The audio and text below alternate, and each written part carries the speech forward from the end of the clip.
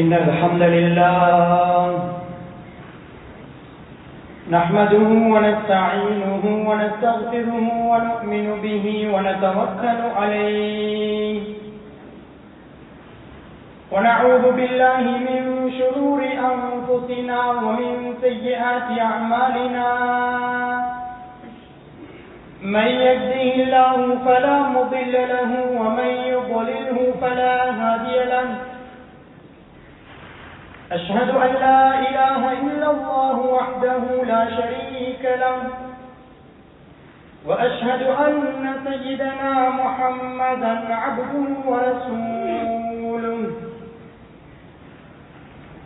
أما بعد فقد قال الله تعالى في قرآنه الكريم أعوذ بالله من الشيطان الرجيم بسم الله الرحمن الرحيم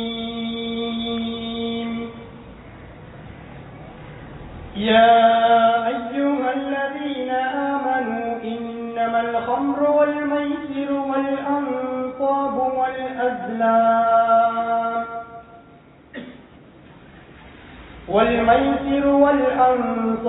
والأزلام رجس من عمل الشيطان فاجتنبوه لعلكم تفلحون.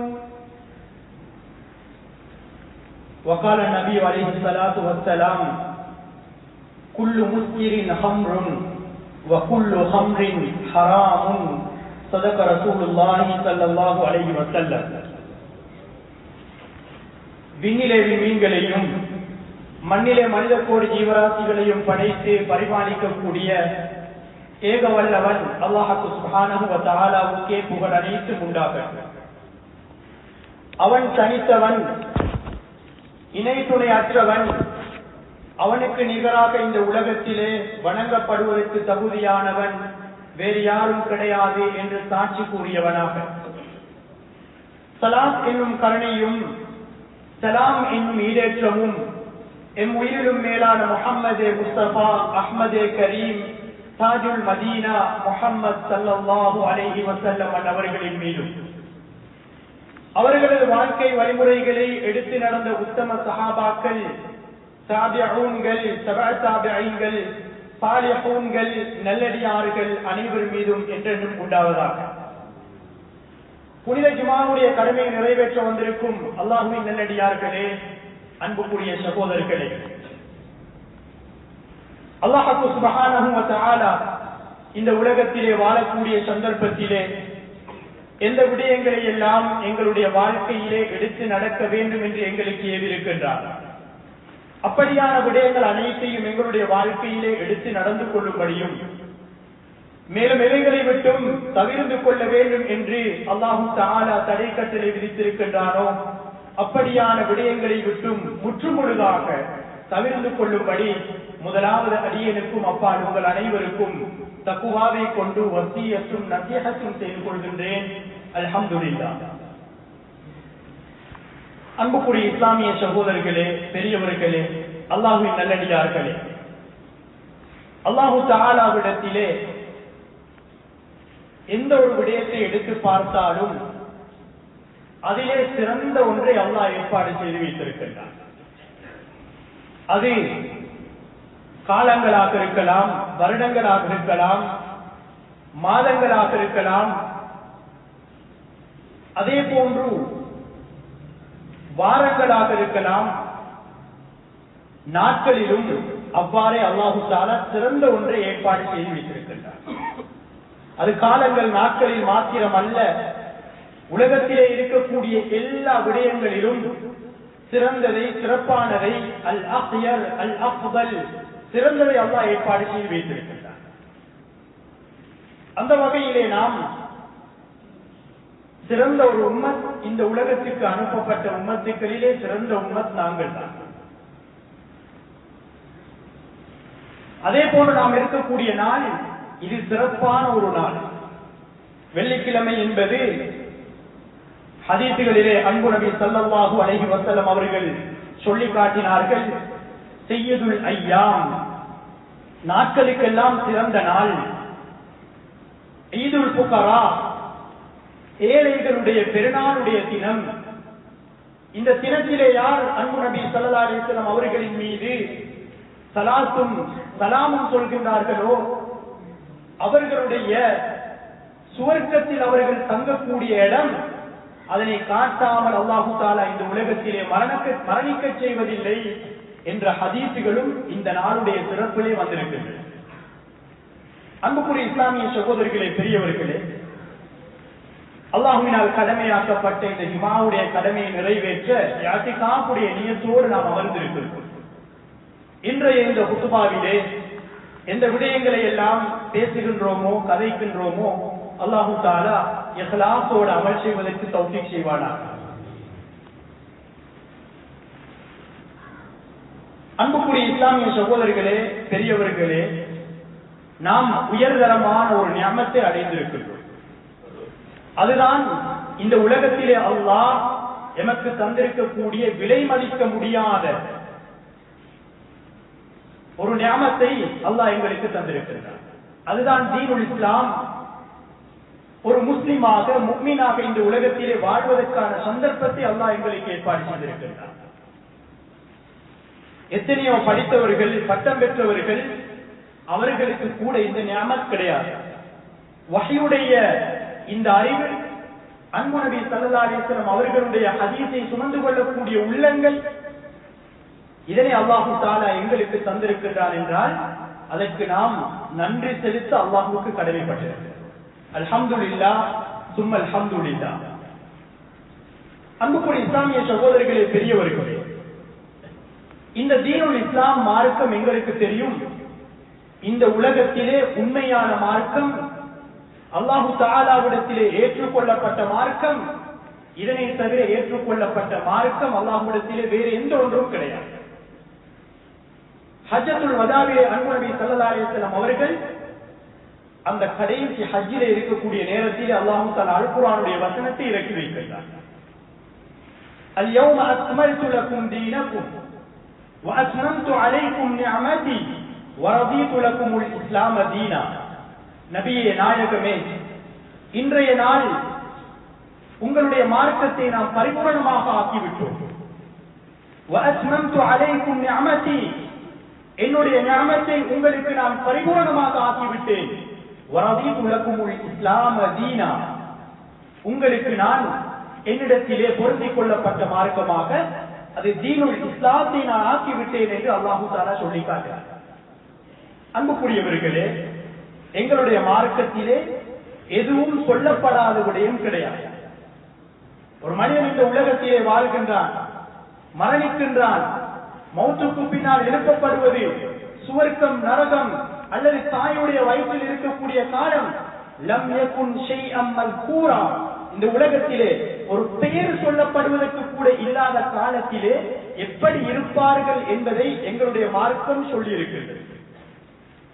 அந்த அளவுக்கு பரிபூரணமான ஒரு மார்க்கம் தான் நாம் இருக்கக்கூடிய மார்க்கம்.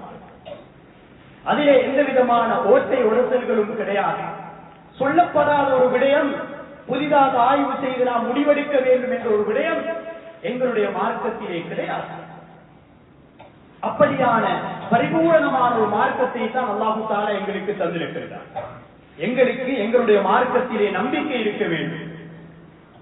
ஒரு மனிதன் இந்த உலகத்திலே எவ்வாறு வாழ வேண்டும், வியாபார நடவடிக்கைகளில் எவ்வாறு ஈடுபட வேண்டும், குடும்ப வாழ்க்கை, தனி மனித வாழ்க்கை, சிறுவராயம், வாலிபம், வயோதிபம், இவை அனைத்தையும் மிக தெளிவாக எங்களுக்கு இஸ்லாம் சொல்லி காட்டியிருக்கிறது. அன்பு நபி முஹம்மது ஸல்லல்லாஹு அலைஹி வஸல்லம் அவர்கள் அல் குர்ஆனில் இருந்து, அல்லாஹு தஆலாவிடத்தில் இருந்து மிக தெளிவான எல்லா வழிகாட்டல்களையும் எங்களுக்கு தந்திருக்கிறார்கள். அதனை கற்றுக்கொள்வதும் அறிந்து கொள்வதும் எங்களுடைய பொறுப்பாக இருந்து கொண்டிருக்கிறது. அன்புக்குரிய இஸ்லாமிய சகோதரிகளே, பெரியவர்கள், இந்த சமகாலத்திலே நாம் செவியுறக்கூடிய மிக முக்கியமான ஒரு விடயம்தான் போதை ஒழிப்பு மாநாடுகளை நாம் நடாத்த வேண்டும். போதைக்கு எதிரான ஆர்ப்பாட்டங்களை நாம் மேற்கொள்ள வேண்டும். மதுபானங்களையும் போதை வஸ்துக்களையும் பாவித்து அது சமூகம், குடும்பம், நாடு கூட, எங்களுடைய தேசம் கூட மிக அபாயமான ஒரு நிலைக்கு சென்றிருக்கின்றது என்பதை அன்றாடம் நாம் சோசியல் மீடியாக்களூடாக செவியுற்றுக் கொண்டிருக்கிறோம். அன்புக்குரிய இஸ்லாமிய சகோதரர்களே, பெரியவர்களே, இது இன்று நேற்று உருவான ஒரு பாவம் கிடையாது. அன்பு நபி ஸல்லல்லாஹு அலைஹி வஸல்லம் அவர்கள் வரக்கூடிய காலம் இந்த உலகத்திலே மார்க்கம் ஒன்று இல்லாத ஒரு காலம். அந்த பத்திரத்துடைய காலம், எதை பின்பற்றுவது, எது நல்லது, எது கெட்டது என்று கூட தெரியாத ஒரு காலத்தில் இந்த பாவம் இருந்தது. அந்த காபாவை நிர்வாணமாக வலம் வந்த காலம், பெண் குழந்தைகளை உயிரோடு புதைத்த ஒரு காலம். வைதல் மௌஊதத்து சுஇலத், அல் குர்ஆன் சொல்லி காட்டுகின்றது. அந்த புதைக்கப்பட்ட பெண் குழந்தைகளை எழுப்பி கேட்கப்படுவார்கள். அப்படியான ஒரு காலம்தான் நாம் வர்ணிக்கின்றோம் ஜாஹிலியத்துடைய காலம். அந்த காலத்திலே இந்த மதுபானமாக இருக்கலாம், இசைகளாக இருக்கலாம், பாவங்கள் அது சொல்ல முடியாத அளவுக்கு சிறுவர்களையும் விட்டு வைக்காத ஒரு காலம் தான் அந்த காலம். அதுதான் ஜாஹிலியத்துடைய காலம். அன்பு நபி முஹம்மது ஸல்லல்லாஹு அலைஹி வஸல்லம் அவர்கள் வருகின்றார்கள். படிப்படியாக அல்லாஹு தஆலாவுடைய கட்டளைகளை அமல்படுத்துகின்றார்கள். அந்த பாவங்கள் பூண்டோடு அழிக்கப்படுகின்றன. எந்த அளவுக்கு என்றால், நாம் ஹதீஸ்களிலே, வரலாறுகளிலே பார்க்கக்கூடிய சந்தர்ப்பம், மதுபானங்கள் எல்லா நிகழ்வுகளிலும் மதுபானங்களை பகிரக்கூடிய ஒரு காலமாக அந்த காலம் இருந்தது. அது தீனும் இஸ்லாமும் வர முன்னால், அல்லது அங்கு அந்த உம்மத்துக்கு அறிமுகப்படுத்தப்படுவதற்கு முன்னால், நபியவர்கள் வருவதற்கு முன்னால் இருந்த நிலைமைதான் அந்த நிலைமை. ஆனால் ஒரு கணம் நாம் சிந்திக்க கடமைப்பட்டிருக்கின்றோம். நாம் இப்போது இருக்கக்கூடிய இந்த காலம் பூர்த்தியாக எல்லா இடங்களிலும் உலமாக்கள் இருக்கக்கூடிய காலம். ஒவ்வொரு குடும்பத்துக்கும் உலமாக்கள் இருக்கக்கூடிய காலம். ஒவ்வொரு கிராமத்துக்கும் மஸ்ஜிதுகள் அமைக்கப்பட்டிருக்கக்கூடிய காலம். சோசியல் மீடியாக்களை திறந்தாலும் அங்கும் இஸ்லாமிய போதனைகளும் பயான்களையும் அந்த உபதேசங்களையும் செவிமடுக்கக்கூடிய காலம். அன்புக்குரிய இஸ்லாமிய சகோதரிகளே, பெரியவர்களே, பயங்கரம்.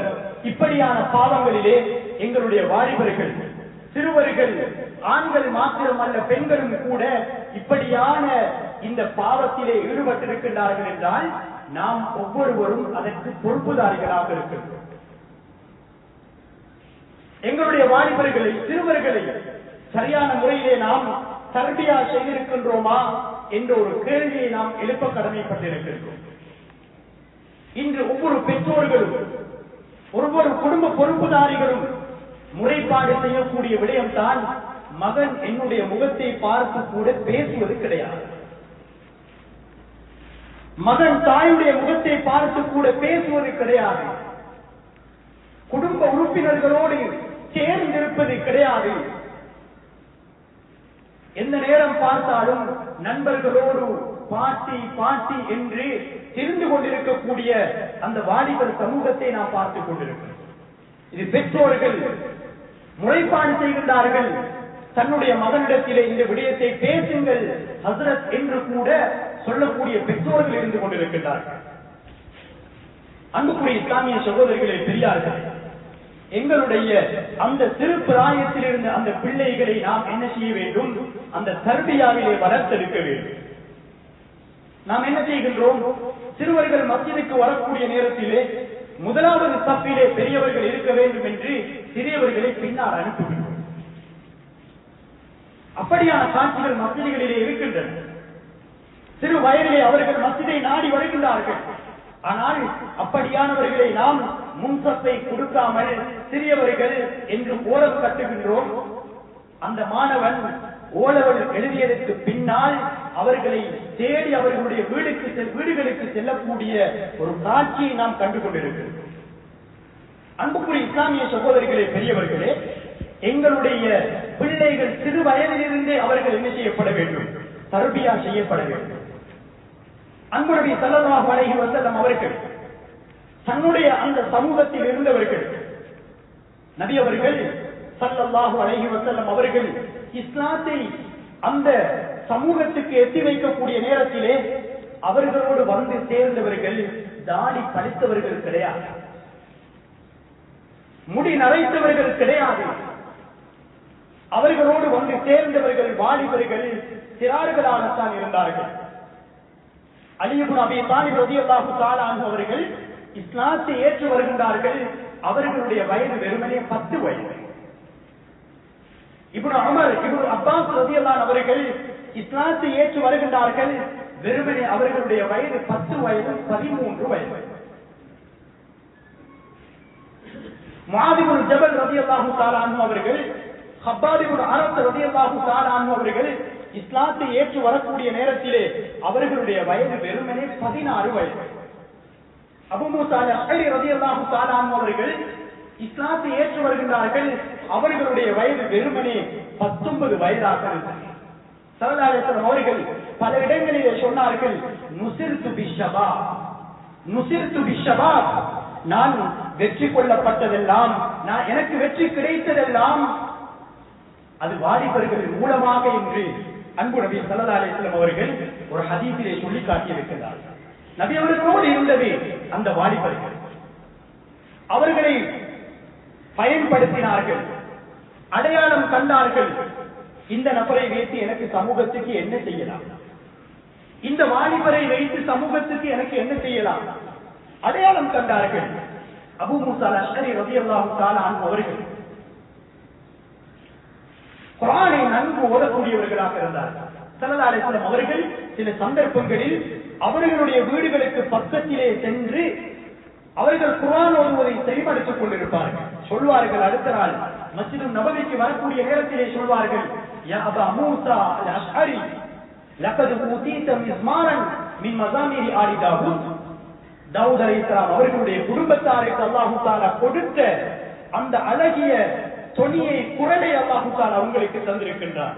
நீங்கள் அல் குர்ஆனை ஓதினீர்கள், நான் எனது மனைவியும் அந்த அல் குர்ஆனை கேட்டுக் கொண்டிருந்தோம் என்று ஸல்லல்லாஹு அலைஹி வஸல்லம் அவர்கள் அபூ மூஸா அல்-அஷ்அரி ரலியல்லாஹு அன்ஹு அவர்களை பார்த்து சொன்னார்கள். அவர்கள் வாலிப வயது, அல் குர்ஆனை கற்றுக் கொடுப்பதற்காக ஸல்லல்லாஹு அலைஹி வஸல்லம் அவர்கள் அவர்களை பயன்படுத்தினார்கள்.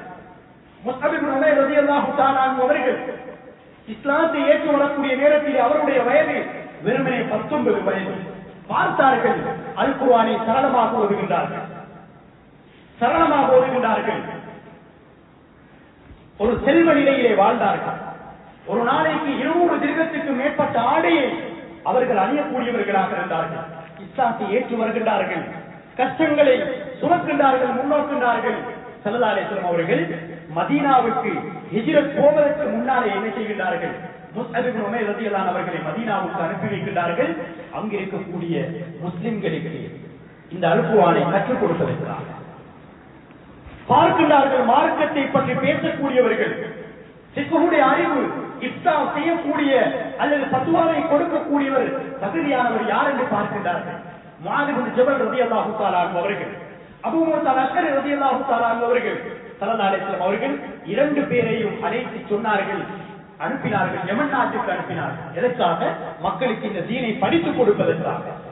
இப்படியாகத்தான் ஸல்லல்லாஹு அலைஹி வஸல்லம் அவர்கள் அவர்களோடு இருந்த சஹாபாக்களை அடையாளம் கண்டார்கள். பெற்றோர்கள், பொறுப்பில் இருக்கக்கூடியவர்கள், நிறுவனங்களை நடாத்தக்கூடியவர்கள், சமூக பொறுப்புதாரிகள், நாம் கவனம் செலுத்த வேண்டும். இந்த சிறியவர்களை எங்களோடு நாம் வைத்துக் கொள்ள வேண்டும். மஸ்ஜிதுடைய நிர்வாகம் என்றால் அது முடி நரைத்தவர்கள் மாத்திரம்தான் இருக்க வேண்டும் என்ற எந்த விதமான நிபந்தனையும் கிடையாது, எந்த விதமான கண்டிஷன்ஸும் கிடையாது.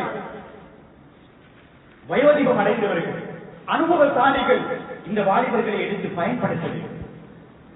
உமர் இப்னு கத்தாப் ரலியல்லாஹு தஆலா அன்ஹு அவர்கள் என்ன செய்கின்றார்கள், அவர்களுடைய ஆலோசனை சபையிலே வெறுமனே 12 அல்லது 13 வயதுடைய அந்த வாலிபர் தான் இப்னு அப்பாஸ் ரலியல்லாஹு தஆலா அன்ஹு அவர்கள். அவர்களை சேர்த்து வைத்துக் கொள்கின்றார்கள். எதற்காக?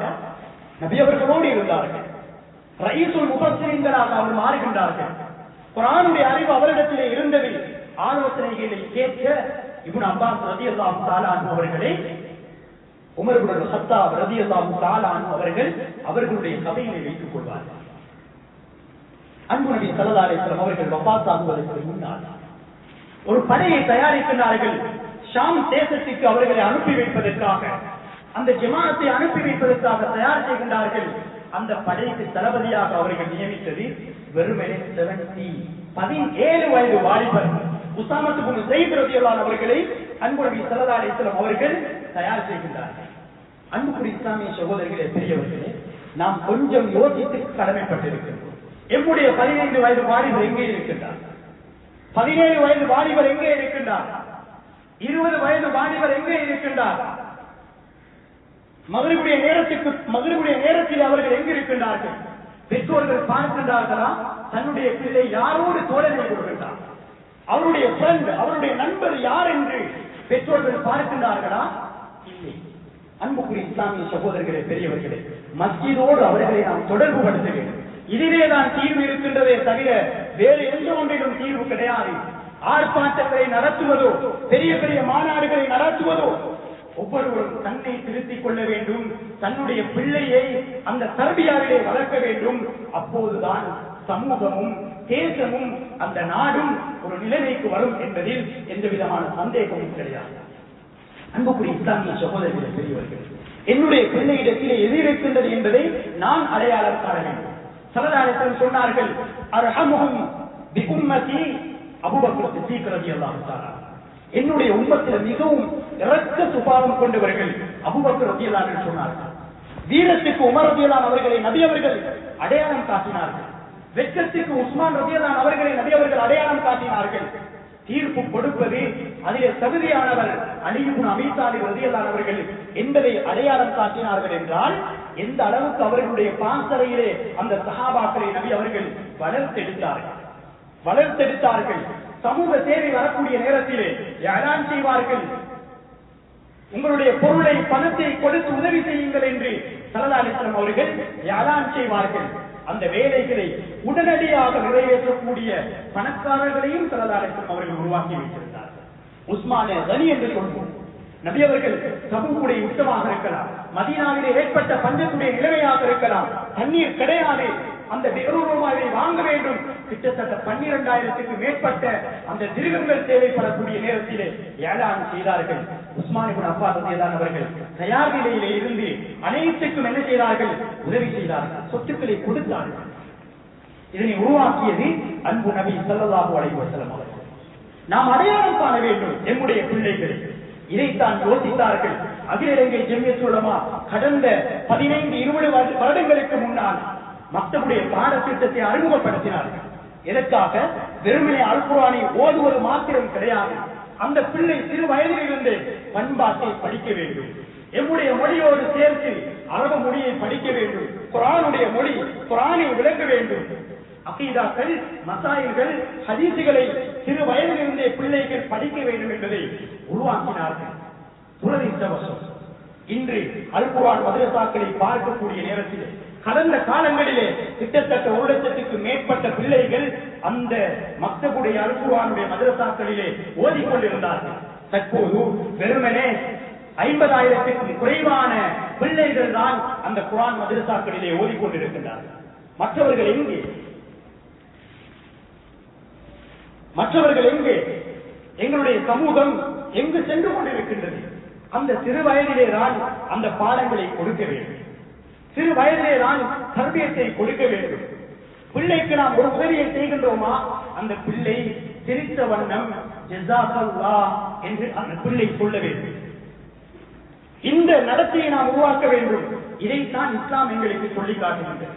அந்த சிறு வயதிலே அந்த குர்ஆனையும் குர்ஆனுடைய அறிவையும் அந்த பண்பாட்டையும் இஸ்லாமிய விழுமியங்களையும் அந்த பிள்ளைகளுக்கு கொடுக்காமல் இருந்துவிட்டு பிற்காலத்திலே போதைக்கு எதிராக நாம் கொடிகளை தூக்குவதிலே எந்த விதமான பிரயோஜனமும் கிடையாது. மஸ்ஜிதோடு தொடர்பு படுத்த வேண்டும். பிள்ளைகளை மஸ்ஜிதுடைய உஸ்தாதோடு ஹஜ்ரத்தோடு நாம் தொடர்பு படுத்த வேண்டும், கண்காணிக்க வேண்டும். 5 நேரம் மஸ்ஜிதுக்கு பிள்ளை வருகின்றதா?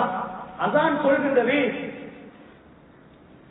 அந்த திரைவீரர்களில் இருந்து பிள்ளைகள் போன் பார்த்துக் கொண்டிருக்கிறார்கள். அதான் சொல்கின்றது, அவர்கள் விளையாடி கொண்டிருக்கிறார்கள். அன்புக்குரிய இஸ்லாமிய சகோதரிகளே, பண்பாடுகள் அதை பார்த்துத்தான் பிள்ளைகள் கற்றுக்கொள்கிறார்கள். தந்தையிடத்திலிருந்து, ஆசிரியரிடத்திலிருந்து, தன்னுடைய முன்மாதிரியாக இருக்கக்கூடிய மனிதனிடத்தில் இருந்துதான் பண்பாட்டை பிள்ளைகள் பார்த்து கற்றுக்கொள்கிறார்கள். அன்புக்குரிய இஸ்லாமிய சகோதரிகளே, பெரியவர்களே, துரதிர்ஷ்டவசம் எங்களுடைய வாலிபர்களை நாம் குறை சொல்லக்கூடாது. ஆனால் பெற்றோர்கள் அவர்களை சிறு வயதிலிருந்து சரியான முறையிலே நாம் வளர்க்க வேண்டும். கூச்சலிடுகின்றோம், எம்முடைய சமூகம் தான் இந்த போதை பொருட்களிலே கூடுதலாக ஈடுபடுகின்றார்கள் என்று.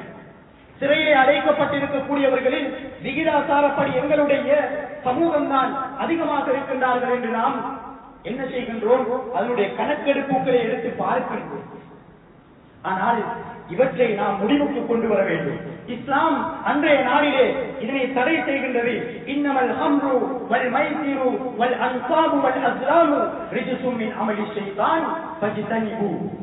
அல் குர்ஆன் அன்றைய நாள் அதனை தடை செய்யக்கூடிய நேரத்திலே சஹாபாக்கள், அந்த காலத்திலே இருந்த சமூகத்திலே இருந்தவர்கள் எப்படி அதை விட்டு தூரமாகினார்கள்.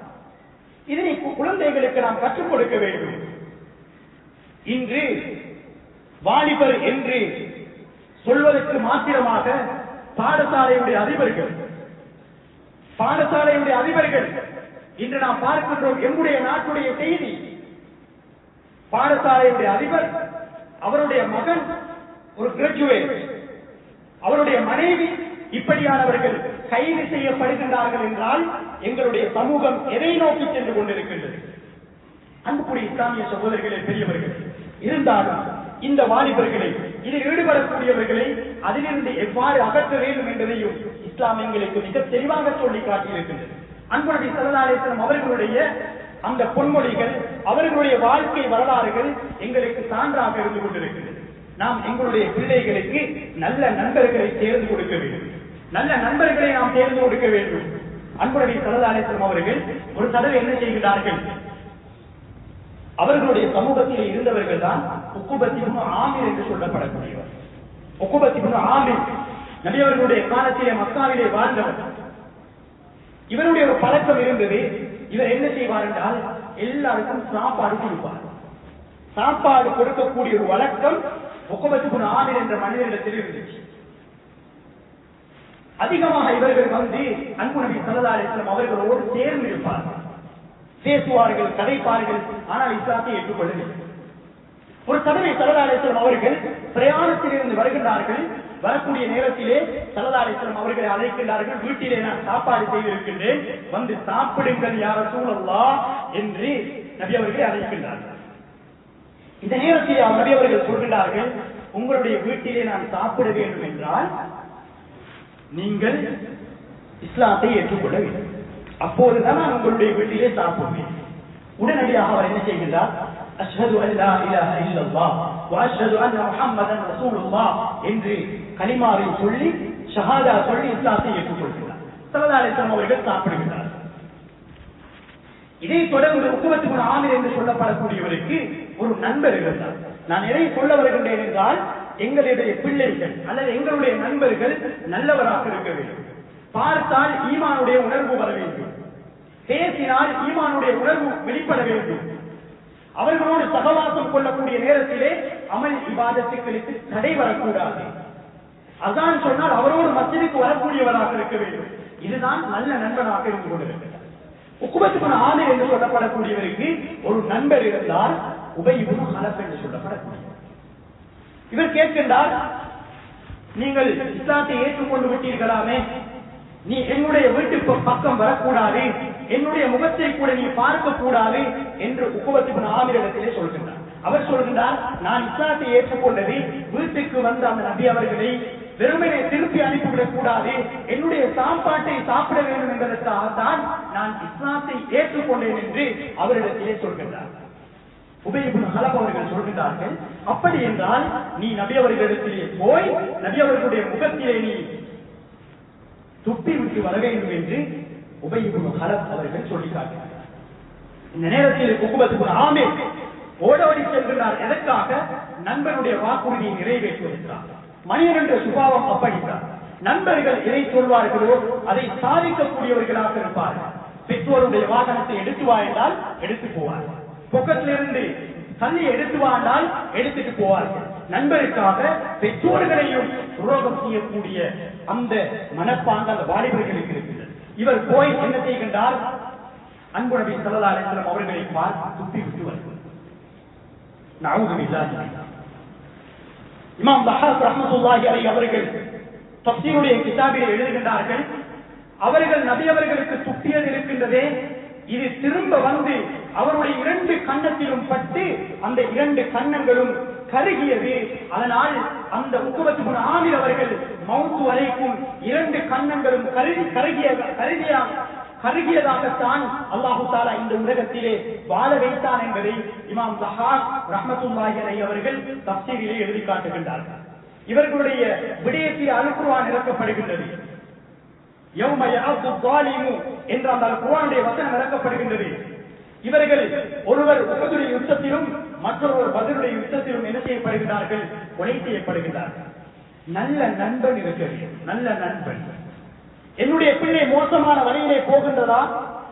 ஒரு கெட்ட நண்பனுடைய சகவாசம் இருக்கும், சந்தேகம் கிடையாது. இஸ்லாத்தை விட்டு இவர் தூரமாகின்றார். யாரால்? அந்த கெட்ட நண்பனால் தான் இஸ்லாத்தை விட்டும் தூரமாகின்றார். அன்பு நபி அவர்களுடைய முகத்தை துப்புவதற்கு கூட வருகின்றார். எதனால்? அந்த கெட்ட நண்பனுடைய சகவாசமாக இருந்து கொண்டிருக்கிறது. அன்புக்குரிய இஸ்லாமிய சகோதரர்களே, பெரியவர்களே, நாம் இப்படியான இந்த வாலிபர்களை எவ்வாறு நாம் அதிலிருந்து எடுக்க வேண்டும் என்பதையும் இஸ்லாம் எங்களுக்கு மிக தெளிவாக சொல்லி காட்டியிருக்கிறது. ஹவ்வாத் இப்னு ஜுபைர் ரலியல்லாஹு தஆலா அவர்கள் பாவத்திலே இருக்கக்கூடிய அந்த மனிதர்களை இஸ்லாம் எவ்வாறு கையாண்டு இருக்கிறது. அன்பு நபி ஸல்லல்லாஹு அலைஹி வஸல்லம் அவர்களிடத்திலே ஒரு சஹாபி வந்து கேட்கின்றார், ஒரு மனிதர் வந்து கேட்கின்றார், யா ரசூலல்லாஹ், எனக்கு அனுமதி தாருங்கள், நான் ஜினா செய்ய வேண்டும் என்று கேட்கின்றார். விபச்சாரத்திலே ஈடுபட வேண்டும் என்று கேட்கின்றார். ஒரு தந்தையிடத்திலே, ஒரு சமூக பொறுப்புதாரியிடத்திலே, ஒரு மஸ்ஜிதுடைய நிர்வாகத்திடத்திலே அல்லது ஒரு ஹஸரத்திடத்திலே ஒரு வாலிபர் இன்று வந்து இப்படி பேசுவாரா? அன்பு நபி அவர்களிடத்திலே வந்து கேட்டார்கள், யா ரசூலல்லாஹ், அனுமதி தாருங்கள் என்று. ஸல்லல்லாஹு அலைஹி வஸல்லம் அவர்கள் எப்படி அந்த மனிதனை திருப்பி அனுப்பினார்கள்? 2 நிமிடங்களிலே அவரை திருப்பி அனுப்புகின்றார்கள். கேட்டார்கள், நீ செய்யக்கூடிய விடயம், கேட்கக்கூடிய விடயம் ஒரு பாவமான விடயம். நீ ஈடுபட போவது ஒரு பெண்ணோடு நீ ஈடுபட போகின்றார். அந்த பெண் ஒருவருக்கு தாயாக இருக்கலாம், இன்னொருவருக்கு சகோதரியாக இருக்கலாம்.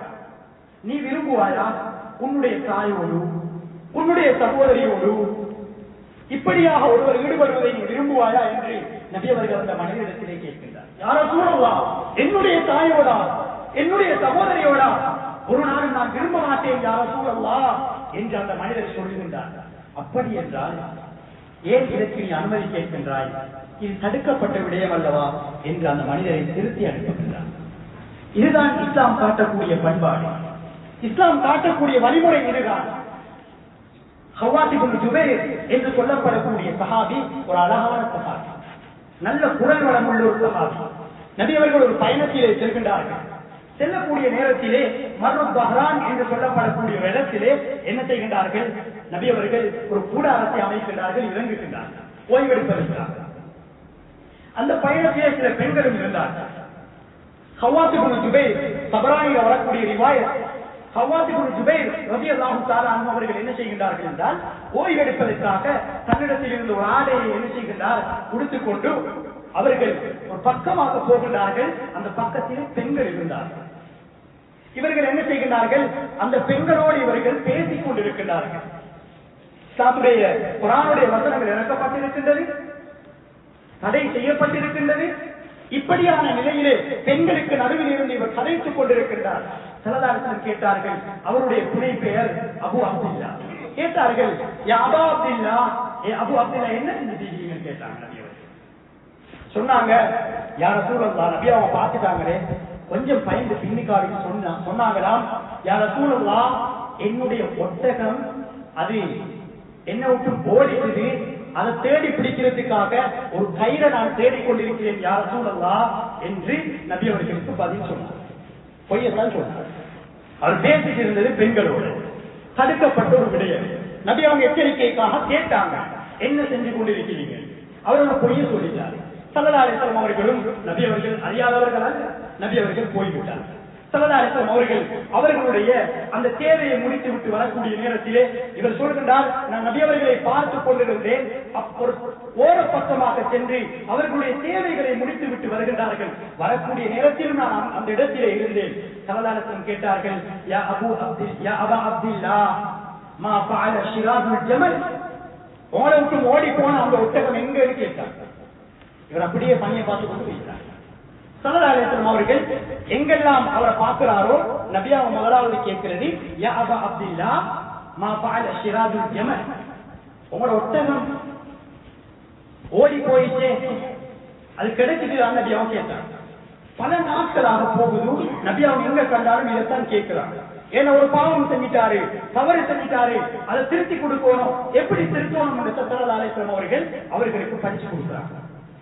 அன்புக்குரிய இஸ்லாமிய சகோதரர்களே, பெரியார்களே, ஹவ்வாஜ் இப்னு ஜுபைர் ரலியல்லாஹு அன்ஹு சொல்றாங்க, நான் மதீனாவுக்கு திரும்பி வந்து விட்டு இருந்தாலும் நபி அவர்களை பார்க்கிறதுக்கு எனக்கு ஒரு மாதிரி இருந்துச்சு.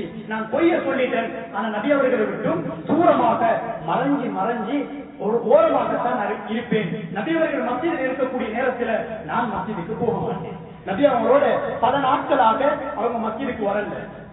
அவருக்கு பொறுப்பு இல்லை. மஸ்ஜிதை விட்டு தூரமாக இருக்கிறேன்.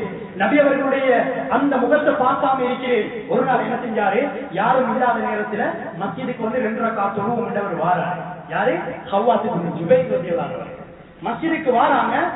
தொழுது கொண்டிருக்கக்கூடிய நேரத்துல ஸல்லல்லாஹு அலைஹி வஸல்லம் அவர்கள் அவர்களுடைய வீட்டிலிருந்து வெளியே வாராங்க. வந்து பார்த்தா ஹவ்வாஜ் இப்னு ஜுபைர் இருக்கிறார், தொழுது கொண்டிருக்கிறார். நபி அவங்க பின்னால் உட்கார்ந்து கொண்டிருக்கிறாங்க. தொழுது முடியும் வரைக்கும் தொழுறாங்க தொழுறாங்க தொழுறாங்க, முடிக்கிற வாக்கு இல்லை. தொழுது கொண்டே இருக்கிறாங்க. நீளமான ரக்காத்தா தொழுறாங்க. ஸல்லல்லாஹு அலைஹி வஸல்லம் சொன்னாங்க, யா அபா அப்துல்லாஹ், எந்த அளவுக்கு நீளமா தொழுகிறோமோ அந்த அளவுக்கு சொல்லுங்க, நான் இங்கிருந்து போக மாட்டேன், நீங்க தொழுது முடிக்கும் வரேன். சொல்றாரு, தொழுகையில எனக்கு உள்ளத்துல வருது, நான் இதை வருந்தி ஸல்லல்லாஹு அலைஹி வஸல்லம் இன்னைக்கு மன்னிப்பு கேட்டு இதை இந்தியோட நான் விட்டுடுவோம். ஸல்லல்லாஹு அலைஹி வஸல்லம் தொழுது முடிஞ்சதுக்கு பின்னால கேட்கிறாங்க, யா அபா அப்துல்லாஹ் மா ஃபஅல ஷிராதுல் ஜமல், ஒரு ஒட்டகம் கிடைச்சிட்டான்னு கேட்கிறாங்க. கட்டி பிடிச்சி ஸல்லல்லாஹு அலைஹி வஸல்லம் சொன்னாங்க, யா ரசூலல்லாஹ், நான் ஒரு பொய்ய சொல்லிட்டேன், யா ரசூலல்லாஹ், என்ன மன்னிச்சிடுங்க யா ரசூலல்லாஹ் என்று சொன்ன நேரத்துல ஸல்லல்லாஹு அலைஹி வஸல்லம் என்ன செஞ்சாங்க, துஆ கேட்டாங்க. அல்லாஹ் உங்களுக்கு பரக்கத் செய்வானாக, அல்லாஹ் உங்களுக்கு பரக்கத் செய்வானாக, அல்லாஹ் உங்களுக்கு பரக்கத் செய்வானாக என்று ஸல்லல்லாஹு அலைஹி வஸல்லம் அவர்கள் அந்த சஹாபிக்கு 3 தடவை துஆ செய்கிறார்கள். அன்புக்குரிய இஸ்லாமிய சகோதரர்களே, பெரியவர்களே, நாங்க ஒரு தவறை கண்டா இங்க என்ன செய்யறது? சோசியல் மீடியாக்கள் வேணுமா, நண்பர்கள் வேணுமா, ஊர்ல வேணுமா, மகளால வேணுமா, முழு நாட்டுக்கும் அதை பரப்பக்கூடியவர்களாக இப்படியாக ஈடுபடக்கூடியவர்கள் அவர்கள் எப்படி தடுக்கணும் என்பதை இஸ்லாம் எங்களுக்கு தெளிவாக சொல்லி காட்டினார்கள். ஓரிரு சம்பவம் அல்ல, மிகப்பெரிய சம்பவங்கள் இருக்கிறது, அதிகமான சம்பவங்கள் இருக்கிறது. அந்த பாவத்தை ஸல்லல்லாஹு அலைஹி வஸல்லம் அவர்கள் எப்படி தடுத்தாங்க? அன்புக்குரிய இஸ்லாமிய சகோதரர்களே, பெரியவர்கள், எனவே எங்களுடைய சமூகத்தில் குடும்பங்கள் பிரிஞ்சிருப்பதற்கும், பெற்றோர்கள் பிள்ளைகளை விட்டும், பிள்ளைகள் பெற்றோர்களை விட்டும் பிரிஞ்சு சிறையில வாழக்கூடிய அந்த சகோதரர்களை நாங்க பார்த்துக் கொண்டிருக்கிறோம். அதனால நாங்க ஒவ்வொருத்தரும் நினைப்பு வைக்கணும் என்னென்றால், என்னுடைய வீட்டில் இருந்து இந்த மாற்றத்தை நான் கொண்டு வரணும், என்னுடைய பிள்ளையிடத்திலிருந்து இந்த மாற்றத்தை நான் கொண்டு வரணும், என்னுடைய பிள்ளை மத்தியோட நான் தொடர்பாக்கணும். குர்ஆன் மதரசால அந்த 15 வயது வரைக்கும் குர்ஆன் மதரசால பிள்ளையை நான் தொடர்பாக்கணும். அதானா மஸ்ஜிதுக்கு நான் அனுப்பி வைக்கணும், வேற நேரங்களா மஸ்ஜிதுக்கு நான் அனுப்பி வைக்கணும். எப்படி மஸ்ஜிது நபவி 24 மணித்தியாலமும் ஸல்லல்லாஹு அலைஹி வஸல்லம் அவர்களுடைய சஹாபாக்கள் அந்த மஸ்ஜிது நபவியை அமைத்து வைத்திருந்தார்களோ, எங்களுடைய ஒவ்வொரு மஸ்ஜிதுகளும் இது மாதிரி அமையும். எங்களுக்கு தெரியும், அந்த ஸ்பெயினுடைய காலகட்டம் எங்களுக்கு தெரியும். அல்லாமா ரூமி ரஹ்மத்துல்லாஹி அவர்கள் ஸ்பெயினுடைய பகுதியை சுத்தி வர பார்த்ததுக்கு பின்னால முஸ்லிம்கள் பல காலமாக ஆண்ட ஒரு இடம் அது கை நழுவி போகுது. அல்லாமா ரூமி ரஹ்மத்துல்லாஹி அவர்கள் அந்த ஸ்பெயினை சுத்தி பார்த்து விட்டு சொல்கிறார்கள், ஸ்பெயினுடைய இந்த கை நழுவி போனதுக்குரிய மிக முக்கியமான காரணம் அங்கு இருக்கக்கூடிய குர்ஆன் மதரசாக்கள் இல்லாமல் போனதுதான். அந்த ஸ்பெயின் முஸ்லிம்களுடைய கரத்தில் இருந்து வெளியே போனதுக்கு மிச்சம் காரணம் என்பதை சொல்லி காட்டுகிறார். அன்புக்குரிய இஸ்லாமிய சகோதரர்களே, பெரியவர்களே, எங்களுடைய பிள்ளைகளை மத்தியோடு நாங்க இணைக்கணும். பிள்ளைகளை மத்தியோட இணைக்கணும். அவர்களுக்கு இந்த ஷரியத்துடைய மார்க்கத்துடைய விரும்பியங்கள் அவர்களுக்கு கற்றுக் கொடுப்பதற்கான ஏற்பாடுகளை நாங்கள் செய்யணும். அல்லாஹு தஆலா எங்களுடைய சமூகத்தில் மிகப்பெரிய ஒரு விழிப்புணர்வை அல்லாஹ் ஏற்படுத்துவார். எனவே அன்புக்குரியவர்களே, அல்லாஹு தஆலா எங்களுடைய நிலைமைகள் அனைத்தையும் சீராக்குவானாக. யா அல்லாஹ் எங்களுடைய பாவங்கள் அனைத்தையும் மன்னித்திடுவாயாக. யா அல்லாஹ் போதை என்று சொல்லப்படக்கூடிய இந்த மோசமான குணங்களில் இருந்து எங்களுடைய சகோதரிகளை, வாலிபர்களை, ஆண்களை, பெண்களை அனைவர்களையும்